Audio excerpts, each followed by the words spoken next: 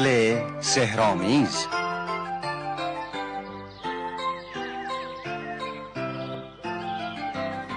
ساکنان این دهکده با صفا و زیبا که زمانی به دهکده آرام معروف بود از کارای دالیوود خسته شدن. اون یکی از اهالی اینجاست و سعی میکنه یه جادوگر باشه. دالی با کاراش باعث آزار و اذیت ساکنان دهکده شده. حالا اینو بندازم توی دیگ. خوبه، خیلی خوبه. اسپرنت لطفاً اون دندون تمساح رو بده به من. نه، اون دندون تمساح که توی شیشه آبی است. اون شیشه آبیه. وای، از سر رامبار کنار بذار ببینم. وای، دیگه چیزی نمونده که این دیگه من پر از طلا بشه. پر از طلا. دالی جادوگر ثروتمند میشه. استخونم حال اومد. متاسفانه این دفعه هم موفق نشد. مثل اینکه اون تو این کار استعداد کافی نداره که تمام آزمایشاش با شکست روبرو میشه. ببینیم چی پیش میاد.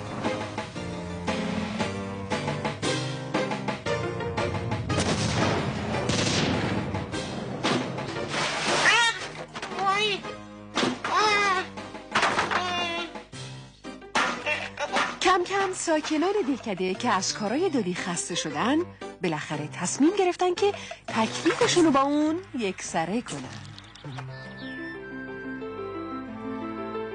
از قرار اون باید بره. من بازم به تو میگم که از اینجا باید بری. خودتو اون دستیاره. هر دو باید هر چه سریعتر از اینجا برید. دستیار نمای معمولی نیستی. من نابغه هر کی میخواین باشین. شما دوتا همین حالا باید اینجا رو ترک کنید. بله، باید از اینجا بریم.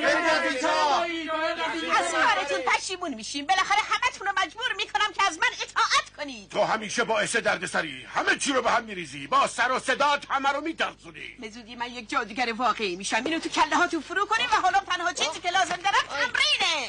بیرون همین الان. برو بیرون. باشه، خودتون خواستین، ولی منتظر باشین که یه روز برگردم و حساب همتون رو برسم. شما ها اصلا هیچ حالیتون نیست. به زودی متوجه خواهید شد که من کی هستم. خوب جوابشونو دادی دالی. باش. بله، دالی و دستیارش اسپلوت دهکده رو ترک کردن و به نقطه دوری خارج از دهکده رفتن به جایی که دالی بتونه به آزمایشاتش ادامه بده و یک جادوگر واقعی بشه. اون سعی میکرد هر طور شده به آرزواش دست بیاره. هر چقدر که آزمایشاتش پیچیده تر شد خسارت‌های بیشتری هم به وجود می آورد. اون حتی زمینای زیبای سرسبز دور و بر کلبش رو هم نابود کرد. اما دالی بیفکر هیچی براش مهم نبود. مچ مأمور مالیات هم دیگه نمیتونست به خونه اون نزدیک بشه و مالیات. اون مأمور مالیاتی کک ها بود و ملکه از این وضع اصلاً خوشش نمیومد.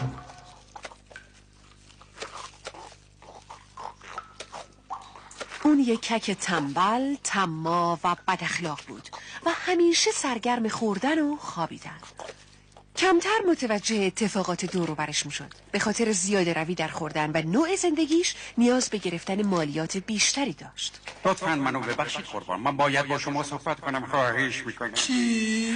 متاسفانه قربان، من هیچ وقت فکرشم نمیکردم که این تصمیم رو بگیرم، اما مجبورم استعفا بدم. استعفا؟ مردم با من بد رفتاری میکنن، کتکم میزنن و همین امروز نزدیک بود منفجر بشم. منفجر. دیگه از این وضع خسته شدم. منظورت از این حرفا چی آقای مچ؟ دالی جادوگر، اون یه جادوگره. جادو؟ آره. اون سعی میکنه با انجام آزمایشات خطرناکش تمرین جادوگری. فکر میکنم از این به بعد باید بیشتر مواظبش باشیم تا نتونه به ما آسیبی برسونه. ما نباید بذاریم خیلی قوی بشه، نباید قدرت پیدا کنه. بابا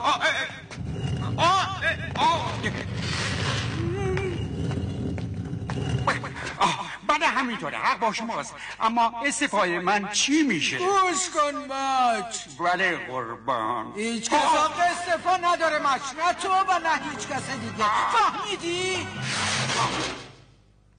بیلچ بایلر. بله قربان داریم میایم ما.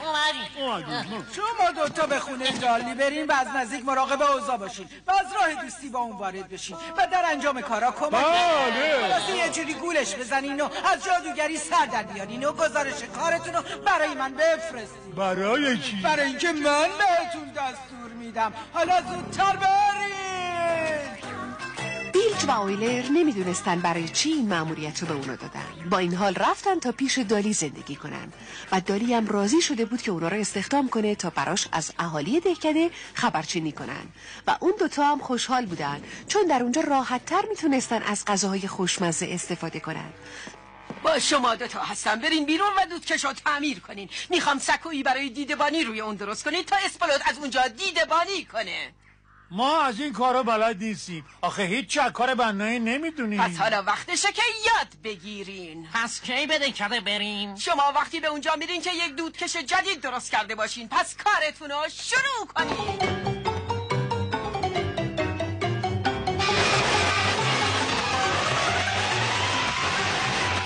تو میدونی معنی این کار چیه؟ نه نمیدونم. یه جور بیگاریه. قرار نیست که ما اینجور کارا رو انجام بدیم. با این کارا خیلی زود از پا در میاییم و ملکه هم دوست نداره که خدمتکارایی مثل ما رو از دست بده و اگه اون بفهمه که ما چقدر کار میکنیم خیلی عصبانی میشه. اون وقت ممکنه ما رو تنبیه کنه. چرا نباید بدهکده بریم؟ خودش گفت وقت دودکش درست کردین میتونیم بریم. خب ما درستش کردیم. خب.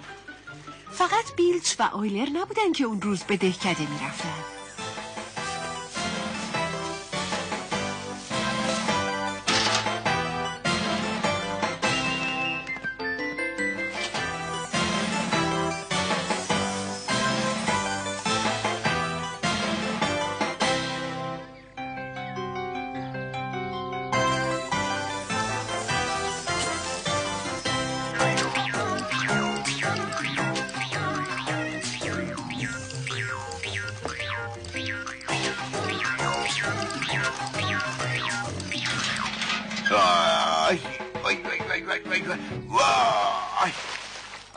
جلوی چشمتو ببین، دیدی چی کار اون کردی؟ ترسیده اومد وسط جاده. من چاره نداشتم.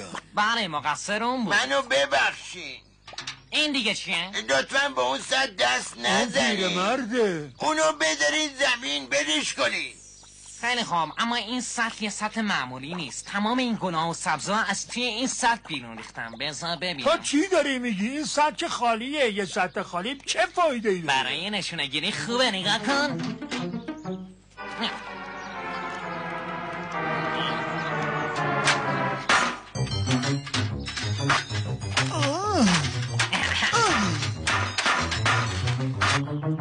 خواهش میکنم من از این تو بیاریم بیرون. کمکم کنین، دارم غرق میشم. کمک. پدر متاسفی، ما نمیتونیم چکمه‌های تمیزمون رو گلالود کنیم. نظرت چیه؟ برای همینطوره نمیتونیم. من و دوستم خیلی به ظاهرمون اهمیت میدیم و دوست نداریم که نامرتب این کار حوصله‌مو سر برده. پس بیا بریم، من باید یه چیزی بخورم. منم همینطور. خداحافظ پدر.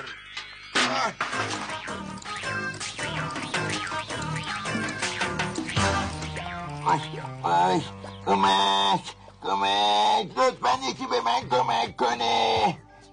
کمک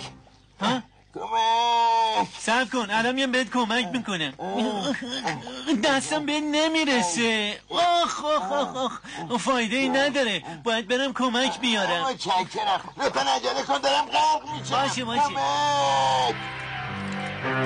سلام داری؟ چیزی برای خوردن داریم؟ ما گرسنه‌ایم، خیلی کار کردیم. مزاحم من نشین، برین کنار. ما کاری کردیم که اون با سطلش رفت بالا، اما یه چیزایی از سطل بیرون میریخت، ولی ما سر در نیاوردیم که اون سطل چجوری. مثلا چه چیزایی؟ مثل پروانه یا همچی چیزایی.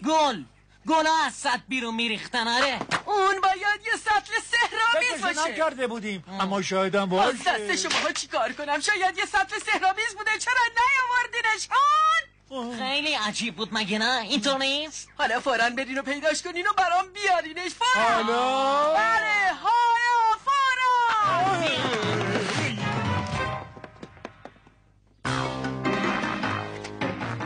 بچه ها بیایید با هم یه زنجیر درست کنید، دستاتون محکم به هم بگیرید. اونی که جلوی سطر رو بگیره و بقیه همدیگه رو به طرف عقب بکشن. اینطوری سطر رو بیرون میاریم و بعدش هم این آقا رو نجات میدیم. فکر نکنم موفق بشم. نه این راهش نیست. نه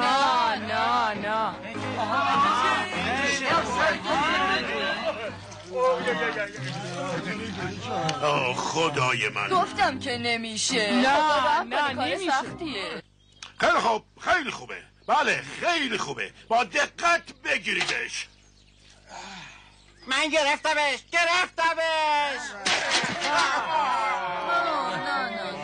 این چطوره آقا؟ شاید بتونه کمکی بکنه. میتونیم روی مرداب بذاریمش و بعد بریم روش. فکر خوبیه. من همین الان میخواستم چنین پیشنهادی رو بدم. شما از همه قوی تری، برو اون پیرمردو از آب بکش بیرون. شما برو. هر چی که شما بگین، مسئله نیست.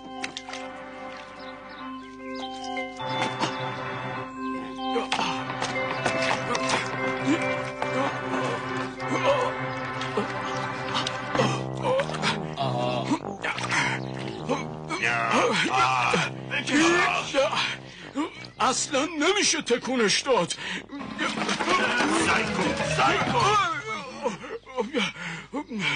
باشه، ما به دهکده برمیگردیم تا وسیله‌ای برای بیرون آوردن اون پیدا کنیم. نگران نباشید آقا، ما خیلی زود برمیگردیم.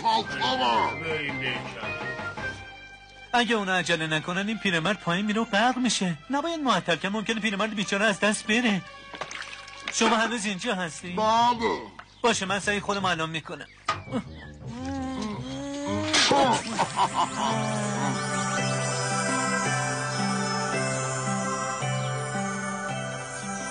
متشکرم بیمبل، تو زندگی منو نجات دادی، خیلی ممنونم.